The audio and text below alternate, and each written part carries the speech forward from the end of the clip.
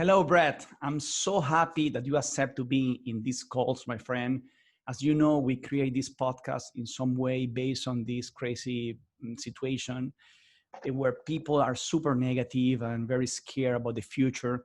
And I believe that bringing a story like yours to the table, showing that success is nothing that came, from one day to the other, but means a lot of efforts and positive attitude. I think is going to inspire a lot of people to do the same. So for the people that don't know you, number one, you're a good friend from YPO, also a Harvard student. And in terms of the company, you are the founder of a Star Mountain Capital, a fantastic company in the financial sector. So, but Brett, today again, I want to know not the typical thing that we know in your webpage or in your podcast, but also, something more personal. So how you start from the beginning, your mentors, I don't know. Tell me a little bit more about your story, my friend. Yeah, sure, Ricardo. Happy to, and always happy to try to inspire others. In fact, Star Mountain Capital really believes in a purpose for profit type of a connection and a holistic view to an immersive life. And so we really believe in trying to help invest in and build businesses and try to add value to them. So it's always a pleasure to help inspire other people to be creative, innovative, entrepreneurial, also help share with others something that we firmly believe in, which is that culture and community are a critical part of business and shouldn't be just looked at as something fluffy or something in an ESG capacity, but something that can really be a fundamental aspect of your business, which can also become, I believe, a competitive advantage in your business. So maybe a couple things that are less well known a little bit. I'll start with a few just basic things, Ricardo. And it's interesting because right now, to start with something unique for your audience, I have two young children, a son who's approximately 4 and a daughter who's approximately 2. And so I'm embarking right now on a journey that I have very little experience or information on, raising children. And I'm sure many of you have been through it. And right now, what am I doing? Probably tough work in the world. Exactly. No clear scripts to follow. There's no blueprints. And so really the way you need to learn is somewhat what we're doing right now, which is asking questions, sharing experiences. And as you know, Ricardo, that's a big part of YPO's learning, which I've been in now for 13 years. So something that I've found interesting lately is really thinking about our children and where they're going to go to school and what are the key attributes that matter to us and we think will make an impact in their lives. And a lot of it is about the holistic view of growing up. And in business, I think that's something that's often missed. A lot of people just focus on revenue or cash flows or size of business, number of employees, metrics. And I think you can lose the proverbial forest through the trees if you don't focus on saying, what is really core at the center of my business? So I think core at the center of our business is really culture. At the end of the day, we're a people business. Yes, we have 2 offices in India and they're great people and they do fantastic data entry.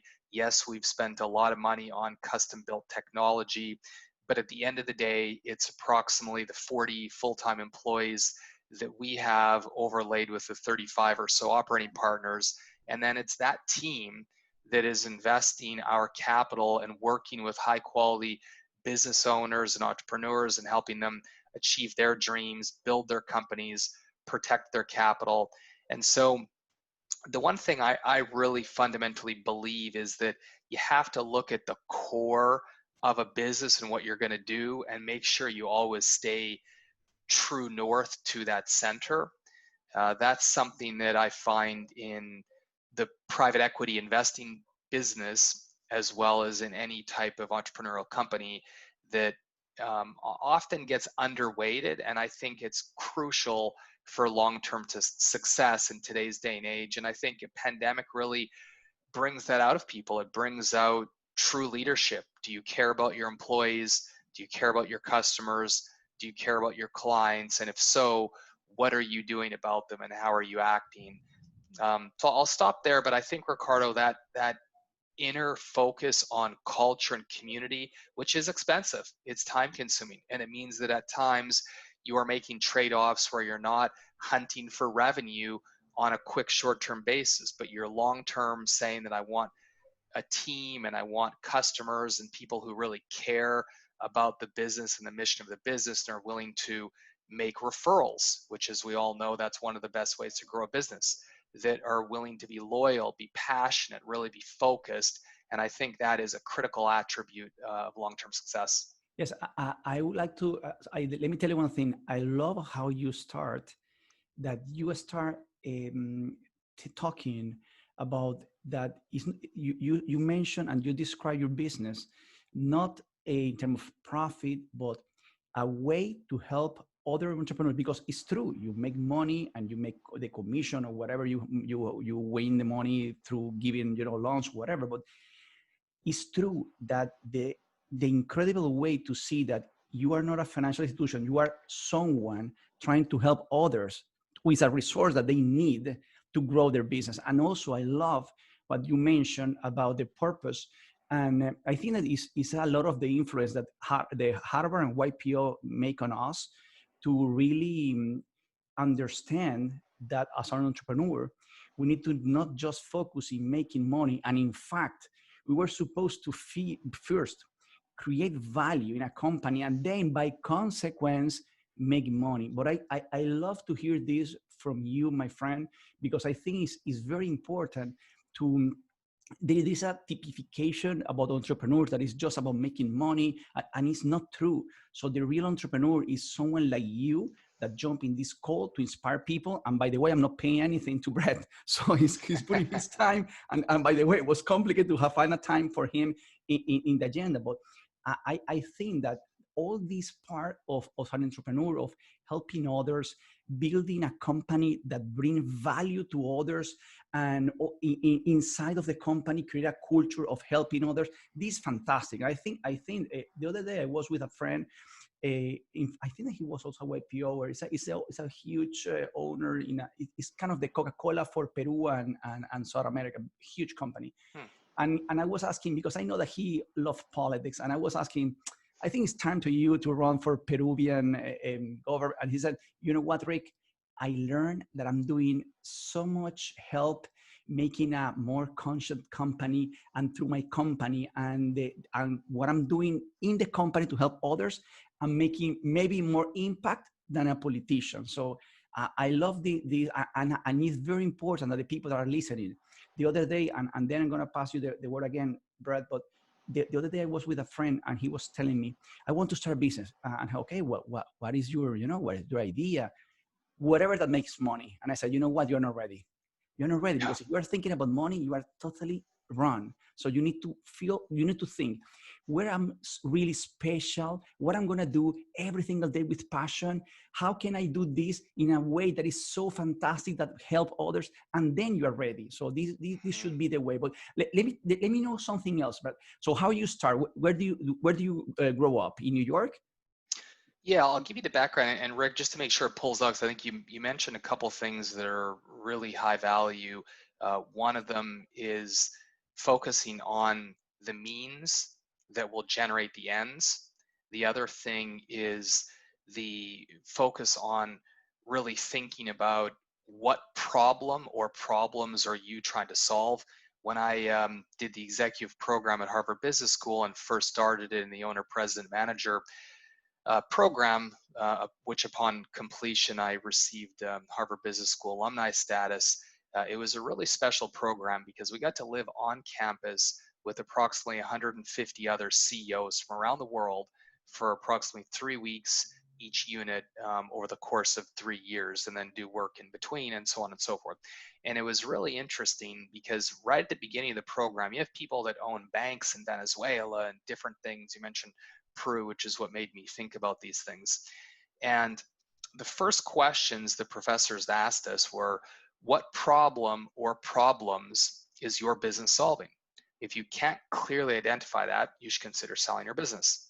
The second was, how are you uniquely differentiated from your competitors? If you can't clearly answer that, you need to work on it. And just because the last 30 years of your business were great doesn't mean that the next 5 or 10 will, never mind 30. And so I think that for people looking to start ideas, it's tough. It's a really, I empathize, and really looking for ways that you see a clear need and a clear problem that you find passion being able to tackle, which in the case of Star Mountain is bringing large market resources to high quality smaller entrepreneurs. We are not focused on trying to find the next Google as Star Mountain. That's what's sexy. That's front page of the Wall Street Journal. But 50-60% of the GDP of this country and around 90% of the workforce are not trying to build Googles and Facebooks, and they never will. They're businesses that we've trademarked investing in the growth engine of America. Well, what really is the engine of America, and innovation is critical. Don't let me take anything away from fabulous businesses like Google, Facebook, Netflix, and so forth. But very few companies can really do that and have a market opportunity to do that. What most businesses in America do is much smaller, but is crucial to the economy, crucial to livelihoods, to families, and so forth. And we're seeing that, now in particular in the pandemic, and that's where you've seen from a political standpoint, the governments so aggressively get behind helping support these companies. And so what I said, starting my career at Solomons with Barney, which at the time was the largest financial institution in the world as part of Citigroup, I was very fortunate to have a lot of information, a lot of data, working, in New York City at the headquarters. And it was really helpful to understand, what can you do when you have vast amounts of resources? Then you bring that down to smaller companies that often don't get access to the same type of information, talent, financial, and other resources. And what Star Mountain's mission was to really say, let's bring large market resources into these smaller businesses to really help them build stronger, more defensible, and more scalable companies, and really have fun doing it. And it really is a lot of fun to feel like we're giving back in a way that people care about it. We can't deploy billions of dollars a year doing it, but today, with current leverage facilities that we have about $1.5 billion of capital, and we're growing quite rapidly. So we're very happy where we're at as a business today, but it's really a lot of fun. It feels good to help add value to people. That makes the time worthwhile. It's not just trading paper around. So where did I grow up? Not New York City. It also makes the thinking about our kids and raising them really interesting. It's something that's top of mind a lot to me, because there's no clear equation. It's really a multivariable with changing variables with your children in a changing world, and trying to best continue to advance things, keeping culture and community and other core things really top of mind to us. But I grew up in a small town in northern British Columbia, Canada, of about 10,000 people. Fun fact, I guess, that maybe relates to Star Mountain. I used to do a lot of fishing. My dad loves the outdoors, and we would often go to harder fishing holes to get to. And I kind of think of it like investing. There's a place you could drive your truck up to and park and just kind of cast your line in the water, probably from the back of your truck. You probably didn't even have to put your sneakers on or anything. Easy to get to, quick to get to. So you could feel that that's satisfying, but the results, very limited. Instead, you could do what we often did, which is really what I liked about it, was really the hiking aspect of it, more so than the fishing, truth be told. And so we would go to difficult places to get to, and then we would take our jet boat up the river, and then camp, and then hike. And it was just such a fun outdoors experience. So a lot of effort to get there. But when you got there, you had fantastic, fantastic, right? Beautiful waterhole, fish everywhere. So that upfront effort basically gave you almost guaranteed results, but you had to put the time and effort into it up front. And I think of it like investing, in what we've done at Star Mountain. These smaller private businesses are more time consuming to find and underwrite and manage. But if you do that and you know what you're fishing for, what we've seen in our results is really just fabulous, not only impact, but also financial results that we're very proud of.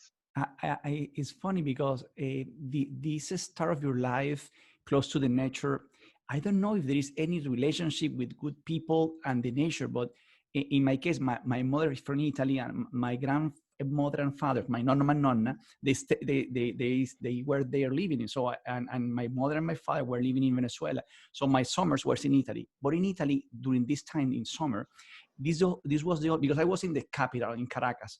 But in Europe, I experiment this green moment with the animals, and I don't know if there is any relationship.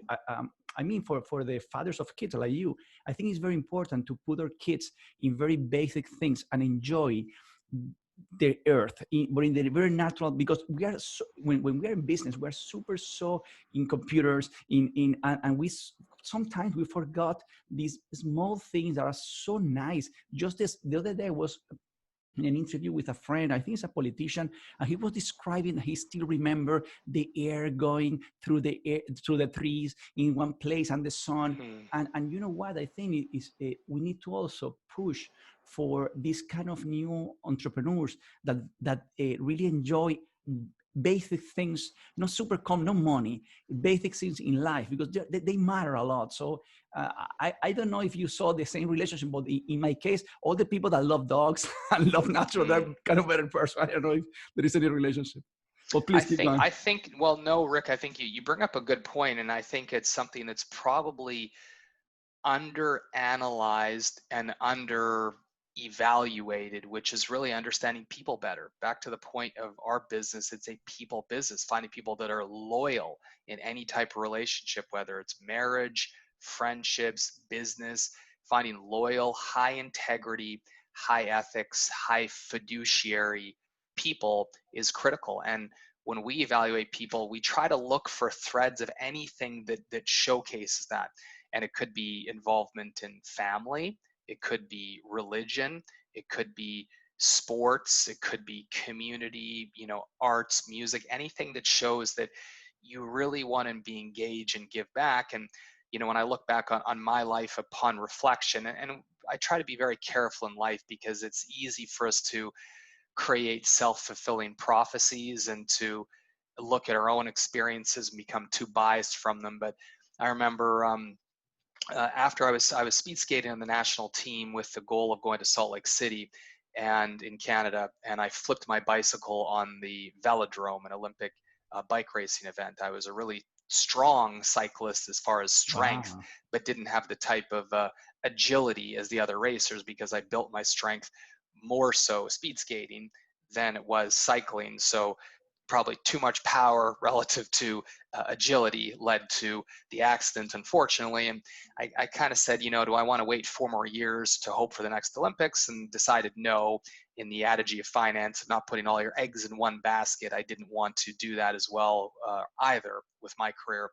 And so I transferred to McGill University in Montreal, to then the far east coast of Canada, to finish my undergraduate degree from where I thought was one of the best, if not the best, launching pads from Canada to get into a finance epicenter, which I viewed New York as the primary and London as the secondary at the time, which I still think is very much true today. And really just said, if you immerse yourself in learning, it makes the probability of learning a lot better, was my sort of simple math. And so when I was at McGill, I kind of think back, and a lot of people say, well, I don't have time to give back, or I don't have money to give back. And I'm like, well, my dad was a high school teacher. My mother died of cancer when I was 6 years old. When I was going to McGill University, I'm extremely blessed to have had an aunt that let me live with her. So that had my room and board be almost nothing, which was amazing. And I'm so thankful for that. And that allowed me to really focus my money on paying for my education and food and other activities such as sports. And so I got into playing rugby. But one of the other things I did was I coached a speed skating club on the weekends. The other thing I did is I drove somebody to go to his chemotherapy. And so the impact I had was actually quite small, right? One single person driving him to chemotherapy treatments. It was once to twice a week. For the course of the summer, but the impact to that person's life was huge. And to me, I didn't know all the ways I could give back, but I knew I cared. I wanted to honor my mother's legacy in different ways. And so whenever I hear younger people today say, well, I here's all the reasons I can't, I just for me, I've never had a lot of time for why you can't do things. I think if you're a good person and you are an innovator, and I think those two things matter, you're focused on how you can do things. And it doesn't mean you become rich overnight, because very few people do that. I know there, are the odd examples that we see and we know of, again, Googles and Facebooks, but the probability of that is so minuscule that if you're hanging your hat on things like that, I just think you're sort of setting yourself up for an extraordinarily 99.999 or something percent likelihood of failure, because you probably won't achieve that. I probably never will either. I'm okay with that.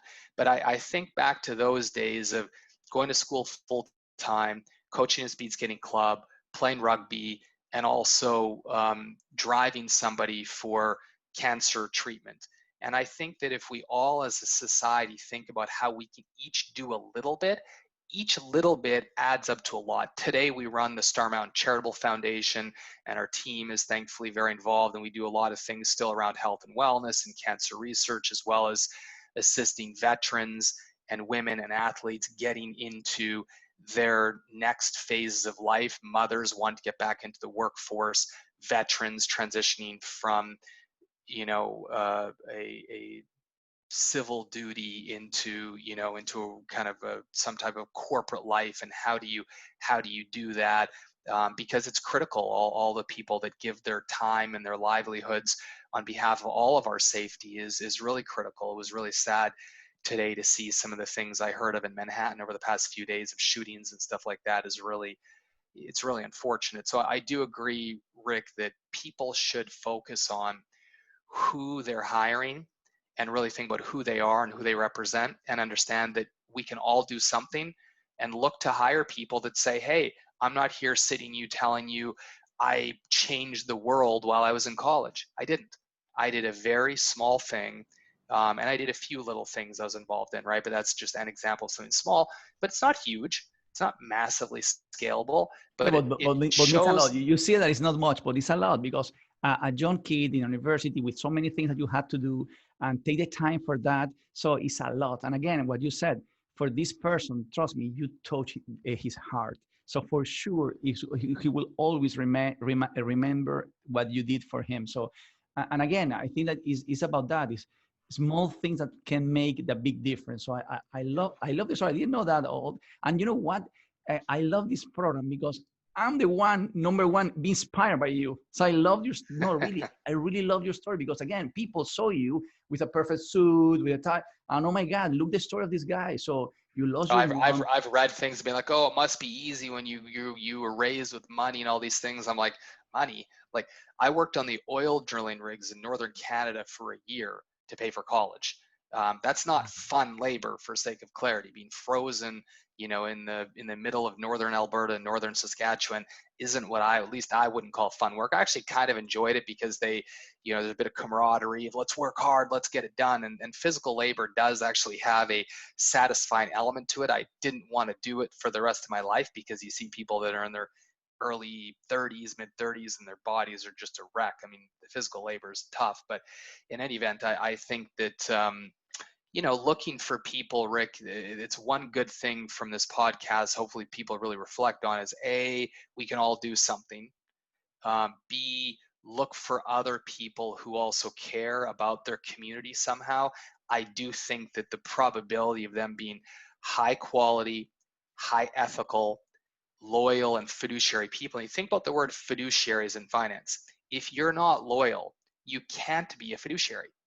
Because when investors are entrusting you with their money over a long period of time to invest in private businesses, whatever it may be, how can you say, oh yeah, I'm a fiduciary, if you're not loyal to your investors and to your team and so forth? And I think it's a problem in the finance industry a little bit, which I think creates an opportunity. And at Star Mountain, we really try to say, look, we're not for everybody, but if you care about your community, if you care about your team, if you care about your investors, here's what we expect from you, and here's what we'll give back. So what we give back is 100% of our team shares in the profits and the investing of our business, what's called carried interest in the private equity world. We have no outside shareholders. So everybody, even administrative assistants, own equity, and the way that we think of them is they are partners in the business. Everybody is 100% of our employees. And I think that's what we give back. If you give to us, we're in this journey together. And, I think it's exciting, and you have to find the right people that fit your mission, and not everybody does. And to me, that's okay. You find the right people that have the same values and integrity. And I think that's a big part of creating long-term magic in any business, I believe, Rick. Brett, tell me the truth, please, and say yes. Have you ever considered to run politics? Because you should do something. Never. That's far above my pay grade. I growing up in Canada, I think that But solves it for me for one. But no, I think you can be a governor or something like that. Because you know what? When you, I guess Schwarzenegger did, right? exactly, you can do it. No, because you know what? No, I'm also in this fight with all my friends entrepreneurs that we really need to jump in this field, in the political arena. So I think the world needs political entrepreneurs, people that with the same values, the same principle, the same passion that you had talking about your business, because I'm fucking in love with your story. So I want to invest your money. So because so if everything you said is like this, I want to be on this team. And I think that if you put the same passion and thinking and vision in the political arena, oh my God, you should be an amazing governor or whatever, I know in the position what you want to run. But I really believe, let me tell you one thing, I really believe that entrepreneurs need to a little bit go closer to the political arena, because the politician in the past, I'm not saying this or that, in the past, in majority, they are not so prepared as the entrepreneurs. And I think that entrepreneurs have so many skills in terms of management. And at the end of the day, a politician in some way is making a management of money, public money, and making decisions every single day. And if they don't have the right tools, how we are going to prosper? So I think that, I don't know, and then I'm going to jump to the questions, but have you ever considered that? Yes. I haven't, and I really don't plan on, to be honest. I plan on focusing, you mentioned this earlier, but on the places that I believe I can have the most impact for society, with our charitable foundation, with our for-profit company, and who we are. And I sit on a few nonprofit boards as well, including for Harvard's alumni entrepreneurs and Help for Children and giving back to children and different things like that I think are often overlooked because they don't have anybody to speak on their behalf, with Help for Children, which is just a fabulous international organization around assisting brave children. But that keeps my plate with that, my own kids and family and wife and so forth. That keeps my life pretty full. But I do think, which not for today, I do think that politics, from an outsider's view, opining from the cheap seats, I admit, could use some revamping. I think one of the challenges is the way the voting comes to fruition. I've always kind of wondered, does it make sense how the process is ran? And it seems that it may not, right? And I say seems because I've not thoroughly investigated this, so this could be incorrect. But one thing that I would be curious is, why can't you have very clear questions and clear answers that have to be written down? Why do things have to be big fights and people blasting each other's families and attacking, doing different things like that? Why can't things be approached in an underwriting capacity, just like when investors underwrite our business and they want to go through deep background checks and everything you can imagine, and you have to be fully transparent. And I'm not perfect in life, most people aren't that I'm aware with, but it's about honesty, it's about integrity, it's about learning, it's about growing from challenges, growing from experiences. Most of us, if not all of us, have had them, and it's really about growing. And it just seems to me the way that the whole campaigning processes are ran may discourage a lot of people from wanting to put their lives and families through that, which I think is very unfortunate, because then it could perhaps weed out the candidate pool. So I'll stop there from a political aspect, but No, I do think 100%. something I There are hope many people can things, put efforts in. that we need to do in this field. But okay, how old are you? I turned 42 this summer. It's crazy. So much. It's crazy that you are involved because you are not just a graduate from Harvard. You are also the president of one organization. No, could you explain me a little bit about what you are doing in Harvard? Yeah, I completed the owner, president, manager program at Harvard Business School, and I sit on the global board of Harvard's alumni entrepreneurs, helping integrate the different Wow.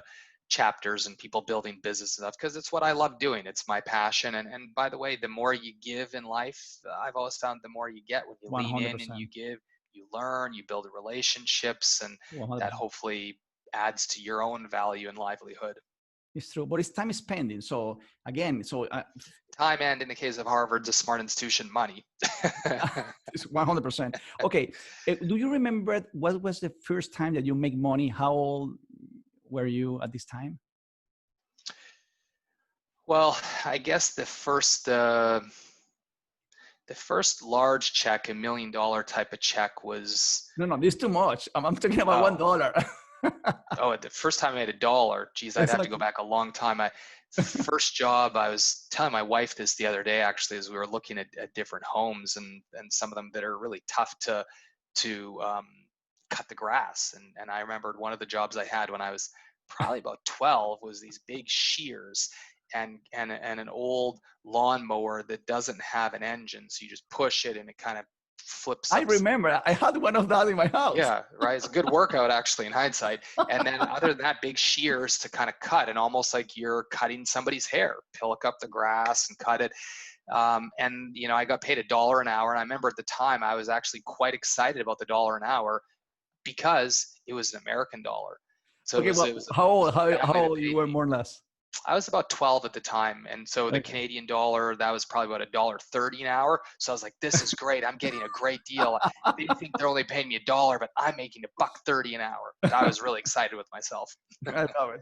Okay, the first entrepreneurial business that you did, maybe in the university. So again, not the big ones. The first things, with a friend or someone else. The first time I deployed operational leverage, as the way I think of it, was shoveling roofs in northern Canada. The weight of the snow can crush roofs, and when people are older, it's not safe to get up on and shovel them and so forth. And so I was good at hustling and going out knocking on doors saying, "Hi, did you know how dangerous it is that snow could be? And we'll do that for you." So a bunch of kids in middle school type of things. So then probably 14 years old or something like that, then I had I guess my working crew, and we would shovel the snow off, and I'd make my little cut off of what I paid them. So that was the first time I experienced operational leverage, which was quite fun. I love it, and I love the what you said, that you were good, finding the deals. Maybe this guy is R Black. He's also a YPOer from New York, and we were in the Hampton last time, and he was telling me how he started in his business. He's making a lot of cold calls, and he was explaining me that he was trained because he know that he's going to receive 3 no's until he Hmm. get a yes. And he's told me, you know what, Rick, when I received the first time a yes, the first time, I don't know what to do because I was ready for the 3 no's. And the more he was telling me that, having drinks, he told me, you know what, brother, I want to go out to take my phone and start calling my clients again. So I love and you were telling me your first jobs, and you were telling me, even though it was hard work, you were enjoying when we are. I think that the secret of life is that whatever we're doing in a moment, we need to in some way enjoy it, be 100% in, and take the best from that. And in this Hmm. way, we're never suffering. So it's kind of learning from each experience. So I just want to share with you Yeah, that's fun. this crazy guy that he almost want to start calling again. Well, Okay, as an so entrepreneur, you have to be good at taking no's because you get a lot of them. exactly. So the big success in your life, brother. Well, what I'm most proud of and get the most joy from is my family. I'm very blessed to have a lovely wife and 2 very healthy children, and that honestly is the biggest thing to me. 100%. Um, I feel very fortunate, particularly in this pandemic that we're in now, that we have a strong business, that we have a strong team, which I'm very grateful for, that we've continued to grow our business. We've continued to raise capital. We've continued to make investments. We've continued to hire people during the pandemic. And I feel very fortunate because I know this is a very hard time for a lot of people and will unfortunately probably persist for a while. So for that, I feel very fortunate, particularly now that I do have children. When I started my business and started my entrepreneurial path in the finance space, I started my first business when I was 25 years old. So it's been now coming up on the 18th year, and a lot of learning lessons. It kind of looks up and to the right, but the reality is it's some type of a squiggly line that works its way up, and kind of like snakes and ladders, I guess, maybe, if you remember the old board game. Um, and so that was really, from starting the business to now. When I started, I knew I could afford to take risk because I didn't have dependents. I didn't take on debt, and I worked hard. I knew the probability of success would be low, kind of like your friend that says, hey, I'm going to get 3 no's for yes, but with the view that if you have enough tenacity, you have enough grit and perseverance, that provided that it is a good idea, that hopefully you'll be able to get some level of success, and thankfully we have. So now, being at a place in life where I have dependents and children, a family, and a lot of employees and so forth, I feel extremely blessed to be in the position that we're at today.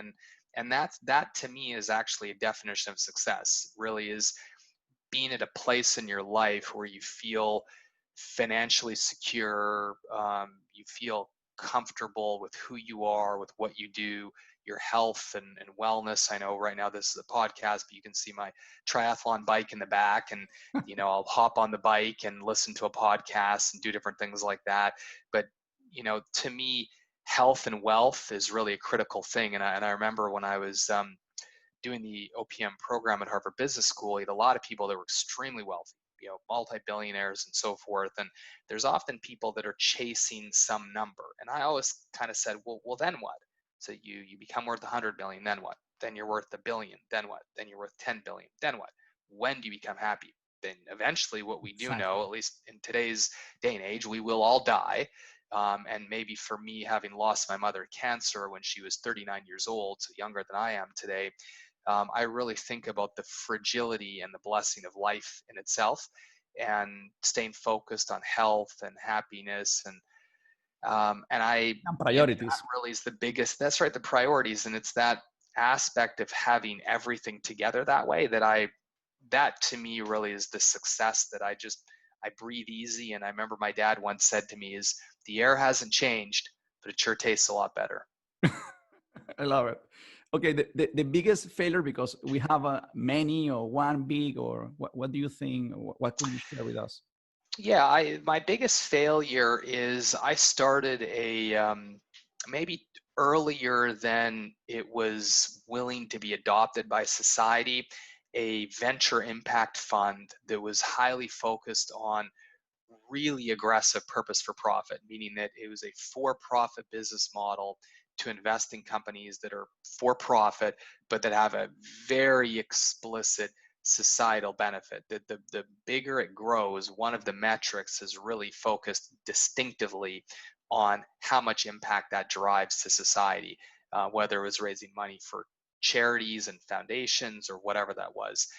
And I got a lot of great people involved. And this is dating back now 13, 14 years ago. And I said, well, this is great. This makes a lot of sense. I even understand how this can benefit the business, because a lot of high quality people are willing to donate time, efforts, reputations to get involved because of it. But I found that the gap between talk and action is always large in life, right? Talk's cheap, as people would say. But when it comes to things that go into the philanthropic sphere of life, that gap is even wider. And that's really what I just found it to be, just too difficult to scale that in a way that was sustainable. So I'd self-funded and never ended up being able to have management fees or anything from the business, because we self-funded all the costs and kept building it. And we were so passionate about it that we really went all in. And then I was like, geez, I also have to have a livelihood so I can support my family one day. And so we stopped doing that as explicitly, and it kind of morphed into the model of Star Mountain Capital that is creating jobs and building companies, but those companies don't have to be making water clean or something of that nature. But that was probably the biggest failure that way. That was difficult. It was a hard, long path, and a lot of effort into it, a lot of passion into it, which was fun, which is exciting. I learned a lot. I met a lot of great people. So I don't wish I hadn't done it or anything like that. But it was not. I did not achieve what I hoped I would have achieved with Of it. course. Okay, what is the best advice someone gave you? Yeah, I'm very blessed to have a lot of partners and advisors and investors that I don't know why exactly, but have really put time and effort and money with me, that I'm extremely blessed from, because I've learned so much from them. One of them, we have a bunch of former Goldman Sachs executives and partners that are investors with us. I remember one of them told me, so it's probably about 12 or 13 years ago. In fact, it was while I was heading back to the next campus part for Harvard, and he said to me, I'd always been looking to other people, like, what do you think? What do you think? What would you do? Because you're so smart, you're so successful, you must have the answers. And a part of life is knowing the right questions to ask. But another part of life, which he really helped me open my mind to, is learning to think independently, right? So, well, what do you think and why? And so I've become very big on whiteboarding and technology tools and brainstorming and figuring out ways to help yourself think and have conviction in your thought and in your research. And that advice of saying, you don't need me, you have the answer. I know that sounds very simple, but it is something that I think really made a huge impact in my life, of just being willing to gain confidence in your thought, and might mean you need to do a lot of research to come to the answer that you want to try to get to. Doesn't mean it comes easily or quickly, but learning to think with yourself, I think, is some of the best advice that I've ever received. Because at the end of the day, for better or worse, you have yourself, you have other people as well, but really learning to think critically and have conviction in your thought was very valuable at that inflection point in my life. Love it. Inspiration of legend. Do you have someone that is an inspiration for you, or you have many? I have many. They've come in different phases of life. I remember somebody that Stephen Covey, who wrote The 7 Habits of Highly Effective People, was actually very inspirational to me 22, 23 years ago, around just the kind of different things in life and philosophy and family. And again, it really talked about everything, but it was a no excuses. It was develop habits, micro habits, and one step to the other, and plan things out, and was quite inspiring. When later on in life, Richard Branson was somebody that I found to be inspirational in the vision he had, the leadership. And again, when I took a step back and I looked at his life and what he created, and this passionate, driven person who's built multiple billion-dollar revenue companies, and I know now, of course, is a very difficult time for a lot of the businesses he owns in travel and things like that. But a very passionate person, and willing to put himself out there for his brand, for his employees, for his family, for his life, and everything he's involved with, which I think takes a lot of courage that way. So those are a few people. And then, there have been other folks over time. Steve Schwarzman from Blackstone, of course, has achieved phenomenal things with his business and partners, and he's published a number of things, including one of his recent books, which I went through the podcast. And it's nice to see that he, as with everybody else, faced challenges, faced failures, wasn't just quick and easy, different things he wanted to do, different stories he had of showing up to some institutional investor and them blowing him off, or not even being there and not showing up to the meeting, spending, like, he started his business a bit later, but had really a lot of, I believe, capital at risk earlier on that way. And so it really gave me comfort, I guess, in that, if you stick with it and you've got the right plan, that you can really get there, because I certainly earlier on went 100% all in financially and multiple times, frankly, with my business. And in fact, even to this day, I still have over 90% of my personal net worth invested into my business, which is now quite diversified. So it sounds probably worse than it is from a concentration perspective, but I guess I'm still all in for the most part to this day. And at different evolutions, different people have inspired me in different ways and continue to. And by the way, your story is inspiring for sure. People that are listening, for sure. Okay, one question: how many days do you do exercise? In good weeks, 7. Since COVID, I think I've only missed 1 or maybe 2 days, Okay. which has actually been enlightening to me to see how enjoyable, productive, and effective working from home has been. I'm fortunate to have a good home work situation. Not perfect, right? I don't really have a great home gym. I've got my rubber bands and things like that. And but with push-ups and sit-ups and pull-up bars and a bike and running outside, I'm no longer getting home at 2 a.m. from a flight and waking up at 4 a.m. to catch a flight. And as you know, I'm sure, Rick, like that's exhausting. And the number of flights that I was looking over the last couple of years, flying to, Singapore, to Wow, Seoul, to Saudi Arabia, even just very to long. LA or to London, like exhausting. I mean, just physically exhausting being on the planes all the time, and your probability of catching a cold or a flu, and then with little kids, and they're incubating everything in their little preschools 100%. and stuff, and it's like I've either got my kids incubating something or the airplane incubating something. And so that's the one silver lining I've had, that health, nutrition, exercise. I was laughing with my partner Chris, our CFO, the other day, saying we're probably in better shape than we've been for 20, 25 years. No, So I think exercise is critical. yes, 100%. This is why I include this question in leaders, because I want to show people that really, really, all the leaders in some way, they really understand that they need to take care of their body, because otherwise it's impossible just to focus on business. And in terms of healthy food, you also take care of the food? I'm lucky there that my wife is very focused on healthy eating. So we've gone to predominantly vegan at home. We still Uh-huh. do eat, fish or something perhaps once a week. So I'm not full vegan, but mostly, and we just, really, and we really try to eat very clean as far as ingredients are concerned, and not deep Exactly. fried. And The I organic. remember, yeah, and the Dubin family that started the Dubin Center for Cancer Research, really fabulous couple that built that.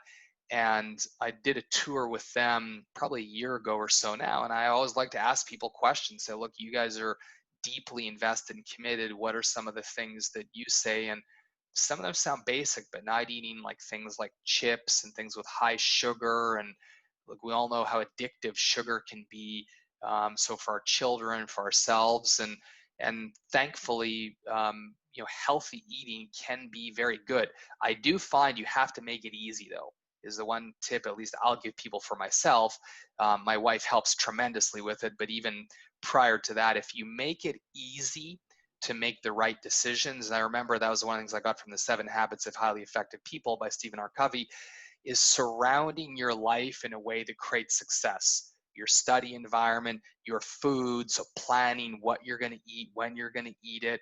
I used to plan out and actually map out everything. And then I would sit there and be creative and say, well, that's interesting. I know I'm going to be tired after this, so this is a good time to work out. Or then I know I should probably eat, and that's good because I'll need a little bit of a break.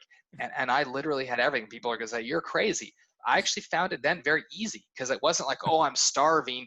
Oh, there's a chocolate bar or a bag of chips or something Exactly. unhealthy for me. I made good decisions, but partially because I made it very easy for myself to make the good decisions. So make it I easy, agree. a It's lot about easier. making the homework. Let's make the homework. Let's planificate. And I agree. Exactly. At what time do you go to sleep? I'm sleeping by 10 every night. I'm a big proponent of fundamental sleep. For me, I like 8.5 hours of sleep every night, and Me too. I try not to deviate. I will tell you, pre-COVID, with the amount of traveling and stuff I did, that was difficult and it was exhausting. And I hope that I will be able to continue post-COVID with still a strong sleep schedule and hopefully traveling a little bit less. And I hope that the different we're thankful to own a video conferencing or have an investment in a video conferencing company and some other businesses that I think are changing a lot of ways of life that can allow for a bit less travel, which I certainly warmly welcome. And at what time you wake up? Depends on the day, but I'm typically sleeping from 10 until about 6:30. And then I also find from exercise, if I don't exercise in the morning, the probability of me exercising decreases rapidly. To put some geeky bond or finance terms out there, it's a highly amortizing probability curve. And so if I don't do it right off the bat in the morning, chances get slim. You are not human. You are Terminator. It's all matter. Well, the more you schedule it, the easier it gets. But I like how you describe the probabilities going down when I don't do exercise in the morning. I like it. You know what? My friends so many times laugh at me because, for example, when I said, like or don't like, no, give me a percent, 95%, 87. So I prefer to use a number to give me how much I like one thing. Because if you don't put a number, I like a lot, or no, a lot is not enough. Give me a number. Right. It's better to. In fact, I do that with our team all the time. When they say things that are qualitative, I say quantify for me. Exactly. Right? If you think we're going to get this deal done, bring this investor, whatever it might be, what do you think is the probability? And probability weighting things and having dashboards. And the one last thing I'll say is that I've learned this from children. So my son is a really, probably like me as a little boy, I would surmise, very high energy. So for him, he's got this teacher right now that's just fabulous. She has summer off, and so she does really play-based learning with them. And I see her play-based learning, I'm like, yeah. In other words, my kids are playing and you're charging me an education tuition. I get it, play-based learning. Now I really see where there's value in it. Like jump to number 4, and then, well, what's 4 plus 3? Jump to that number, and making it fun and engaging. You know, what a difference. So as you think about that in business, it's metrics. People like goals, they like metrics. So making them visible, creating dashboards, like we invest a lot in different technology tools and customizing tools so that we can track and monitor and take data-driven approaches to everything we do. But the more you can make things sort of fun, and people like to achieve goals. I think it's one of the reasons that, you know, people love sports and all those kind of things. I don't bet or anything like that, but people like sports betting, all that, because they can look at numbers and quantify everything. And I think the more you can metricize things in a fun and consumable way so it doesn't become overkill, that's the delicate balance. Exactly. High value. My kids sometimes, so my daughter is almost 20, my kid 18. When I speak with them, I don't know why, they said, okay, Daddy, could you speak like it's not a business meeting? But I'm not talking about business, but since I'm trying to be structured, they feel like it's like a business meeting. I don't know. So we need to, when you are there in 18 years old, be ready. It's complicated. Well, and I welcome any experience from you. My wife and I will have conversations like that. She's like, it's not all business. I didn't say it was business, but that doesn't mean we can't think. We're trying to get the best tools from life. It's not about business, but it's okay. Okay, yeah. If you need to give me a book that you advise, what would be this book?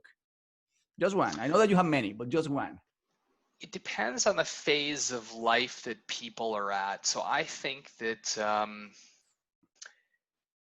you know, from an early developmental thing, if I just had to pick one, I really, and it's been a long time since I've read it, but The 7 Habits of Highly Effective People has a lot of basic tools in it that I think are probably valuable for people to structure your life, personal, professional, for success. Okay, got it. And one advice, this is the last question, one advice that you give to the people that are listening in this crazy time, what is your advice?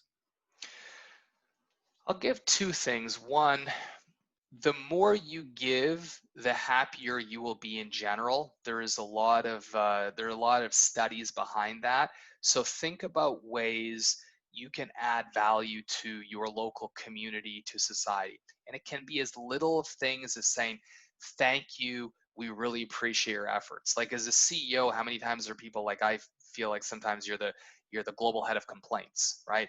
And so when people are like, hey, thank you, I really appreciate your efforts, surprising how many people in life, whether it's police officers, whether it's nurses, whether it's people bagging groceries, anything it is of people that are adding value to your society, saying thank you and figuring out little ways to give back, I think it'll help create the type of culture and community that you want to be a part of, and it'll help make you happy. And I think the happier you are, the more effective you will be personally and professionally.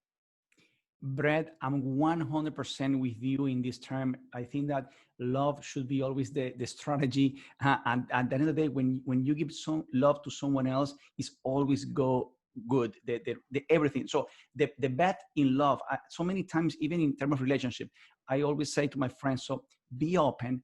Don't be scared that they're gonna play with you. If they do that, they are the one making the mistake and losing this opportunity. Just Yeah. be good as much as you can. And it's absolutely true.